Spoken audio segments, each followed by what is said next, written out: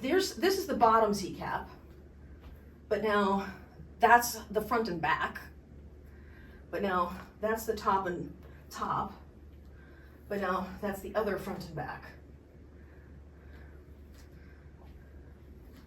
Right, so now you see what I'm doing.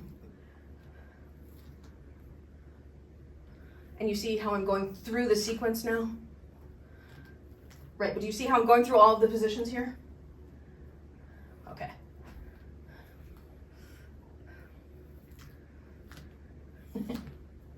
Great, okay.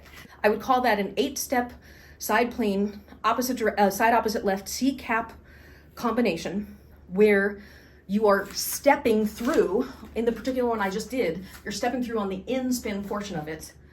But for extra geekery points, you can step through on the anti-spin portion. So let me show you what I mean. So this is the bottom.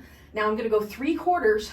Wait, is that what I'm gonna do? Yes, I guess I'm gonna go 3/4 on the in-spin. Right, now I'm gonna go 3/4 on the in-spin. Now I'm gonna go 3/4 on the in-spin. Now I'm gonna go 3/4 on the in-spin.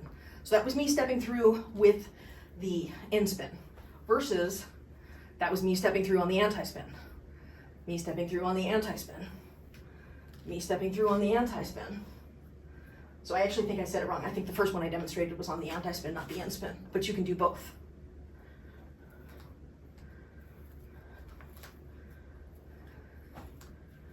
Well, and that's only in side opposite left. Obviously you could do that in all 4 directions.